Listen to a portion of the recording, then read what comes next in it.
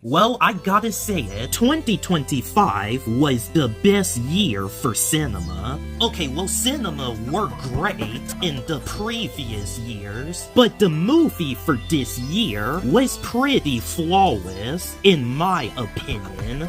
Alright, now it's time that we get to the moment of truth. The best movie of 2025, Captain America Brave New World. Okay, this is the movie that I would rather watch over the Thunderbolts. Because unlike the Thunderbolts, Brave New World has better action and storyline. Well, especially the action with Red Hulk. Like, that action sequence was awesome. And I don't mind Sam Wilson as Captain America. He did a pretty fine job at being the new Cap. Well, I don't like him as much as Steve Rogers, but he makes a pretty cool version of Captain America. Well, much like Miles made a cool version of Spider-Man. Well, although the movie was pretty fast, in my opinion. It was too short to even flesh out the characters, and it felt like it could have been longer. Well, for how cool the climax battle was with Red Hulk, well, I wish this final battle would go on a little bit longer, because it felt like that the fight ended pretty quickly, and I was just asking for more action afterwards. I mean, seriously, if they made the movie 2 times longer, then Brave New World would actually make it to my best list, but instead, it just felt so rushed. Man, I hope that Marvel can release a extended cut version of Brave New World. Otherwise, I might end up loving this movie. Well, on the contrary, I do prefer it over Civil War by the story standpoint, but it really needs to extend the story much further. That way we can get a much more impactful movie. And the villain of this movie, Leader, his was intimidating, like every villain should be, and I liked him as the manipulation threat, but like I said, I am not the biggest fan of this movie. Well, I prefer other Captain America movies with Steve Rogers, and there's other movies that I like much better, and this is why it is not much higher on the list. But hey, at least it is not a Daredevil Born Again situation. Alright, the final movie on the good tier is the new live-action Dora and the Search for Sol Diogo. Well, I just made a comparison between the 2 live-action Dora movies. Well, this movie had proven my low expectation, and it was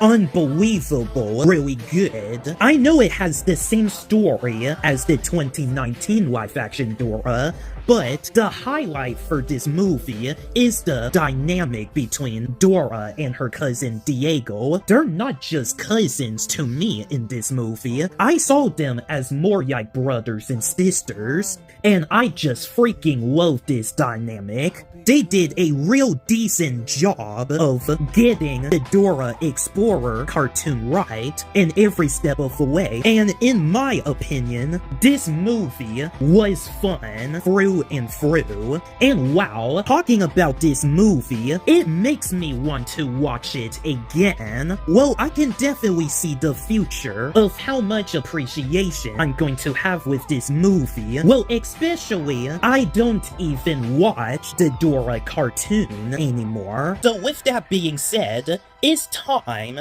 that I'm going to share to you all 8 of my favorite films of the year. Well, it is my opinion, so try not to argue with me. Number 8 is the Minecraft movie. Okay, I know it is not the best movie for everyone, but you gotta admit, it has been fun, especially watching in theaters with your friends and going crazy over the chicken jockey scene, which I thought it is dumb. Well, at times, it felt like you're playing the games, and the action and visuals really stands out, and overall, it is one of the best video game movies since Mario. Okay, why I ranked it way in the bottom of the list, you may ask? Well, the thing is, despite having a good time, I do have my problems with this movie, and that is the betrayal of the Minecraft main character and the main villain. Okay, the only thing that I agreed with the credits is about Jack Black being Steve. Well, don't get me wrong, I love Jack Black in his movies, but when it comes to which role he played in, well, I don't think Jack Black is the best idea as Steve,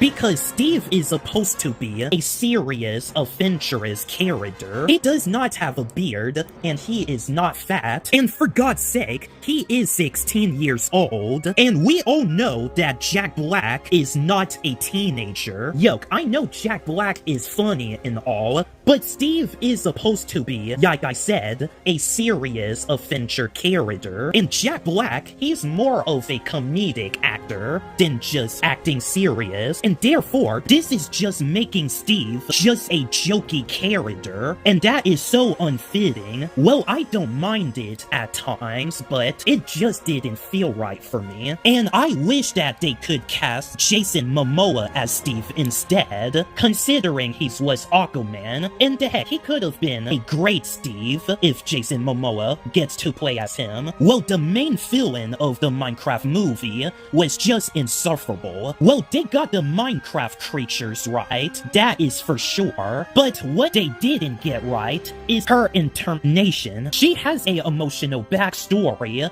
but that doesn't lead into anything, and plus, she sent those useless armies to the heroes just to fail, and they didn't even come up with a much smarter plan than that. And out of all of the Minecraft creatures in the movie, the spiders is my least favorite. I am terrified of spiders, and I was so disappointed and upset that they actually put the Minecraft spiders into the movie, and I don't like it at all. And for that, I am so glad that the Minecraft spiders only have one screen time. Well, although the climax battle is good, but I don't feel satisfied like I should. Like, it doesn't feel like the main villain deserve a redemption story for how underdeveloped she was, and it just didn't hit the impact for me. Well, how come I get to feel some satisfaction in the Superman movie? Well, another movie that I will talk about later on the list. Yeah, these two movies are owned by the same company,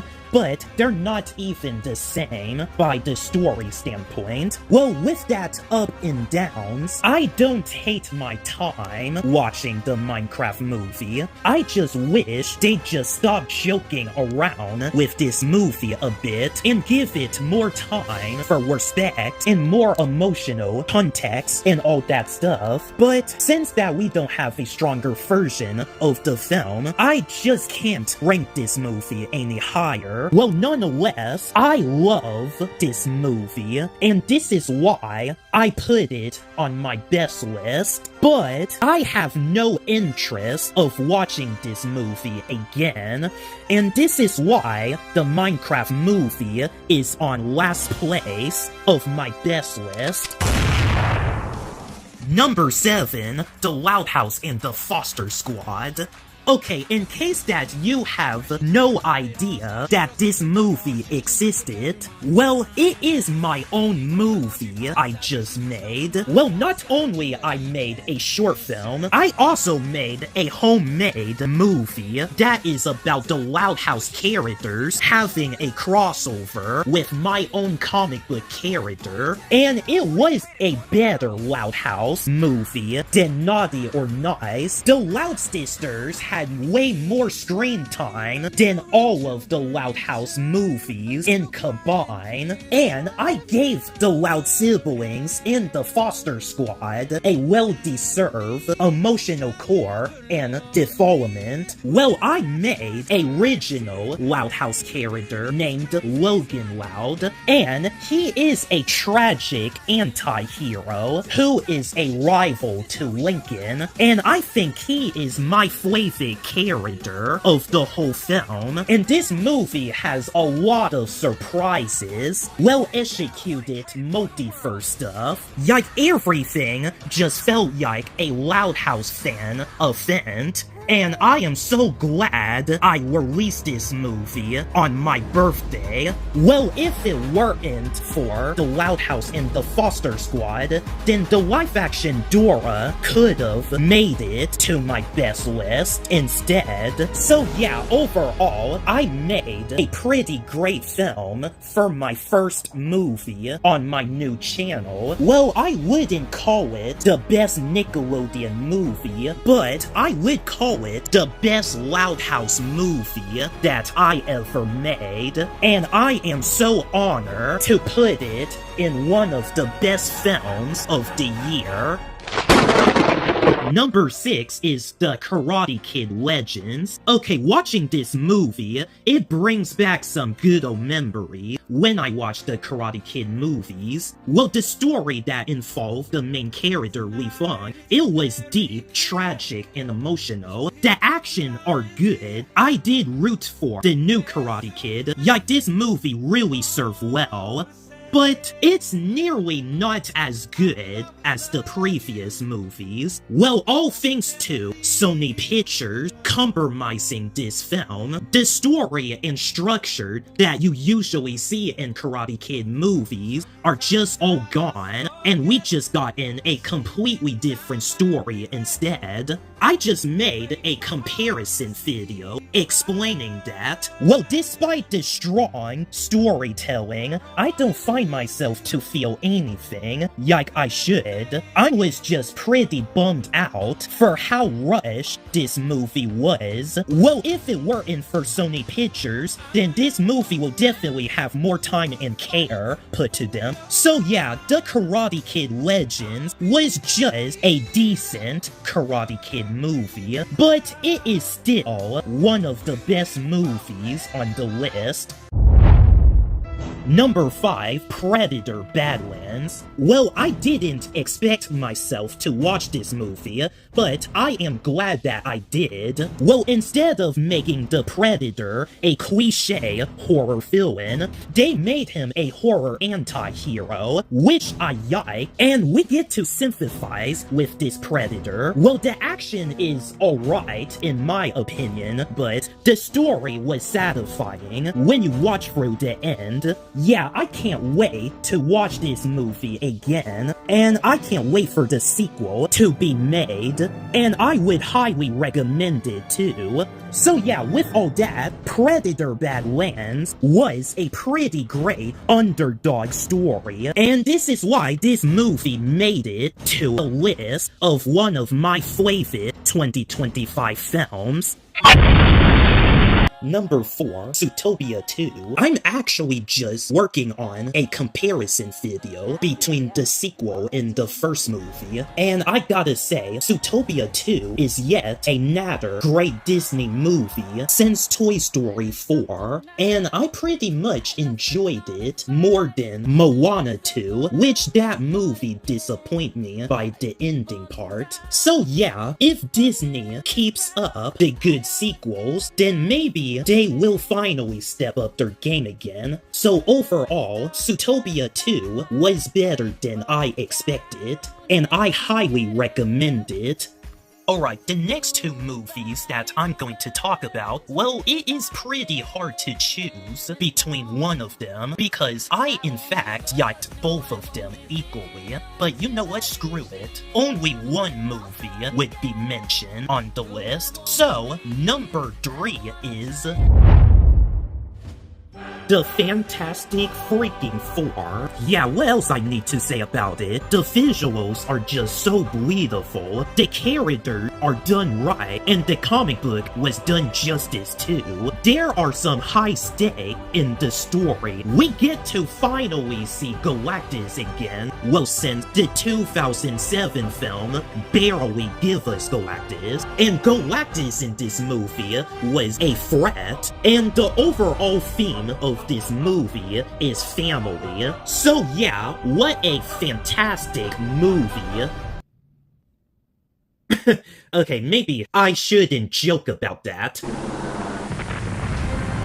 Number 2 is the new Superman reboot. Okay, like I said, I love Fantastic Four so much that it is hard to choose between this film and the Superman movie. But after thinking about it for a very long time, well, my only problem that I had with the Fantastic Four is the female version of the Silver Surfer. She's not, well, she's alright in all, but she doesn't feel like the Silver Surfer that I grew up with. And plus, the side characters don't have as much as screen time than the Fantastic Four did. Like, they just come off as forgettable. And this is probably why the Superman movie is preferred. The visuals is beautiful and colorful. They did the source material from the comics as well. The villains are intimidating, and the action is not too overused, just like Zack Snyder Man of Steel was. And unlike the Fantastic Four, the side characters had more screen time in comparison. Well, although I feel like this movie needs to be longer to flesh things out, but overall, it was such an amazing movie. Well, me personally, I'm more of a Marvel fan, and I will forever be on Team Marvel. But when it comes to the comic book movies done right for this year, well, I think DC Comics deserve the win for the first time forever. Alright, now, as for number 1, I'm pretty sure you guys would be surprised what I put in number 1.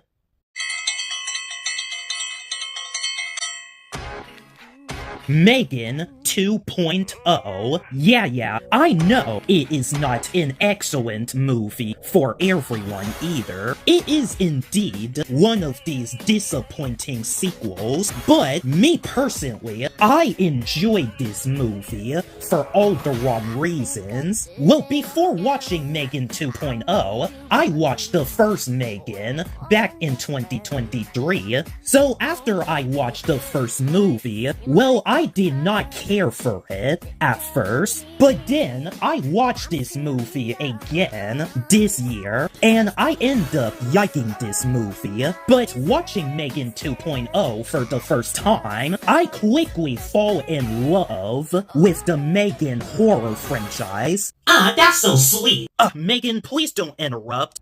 Well, anyway, just say what you will about this movie. I don't mind Megan as a hero in the sequel. I think they gave her a decent redemption arc. Well, in fact, I understand Megan's character more than I understand the Nickelodeon characters, probably. The movie is generic, sure, but the action was impressive, and if you experience the action in theater, then it is absolute cinema to you. And it was the funniest movie I've seen ever since for a long time. I mean, seriously, me and my friends were making fun of this movie so much, we repeated the same scene in funny dialogue, and I even showed them a funny clip from the movie, and make up with these hilarious scenario what Megan would do, and that's how memorable this movie was. And speaking of which, Megan herself was the highlight of this film. She has more personality this time around, and she gotten more powerful in this movie. Like, Megan is by far the best anti-hero of the year, hands down.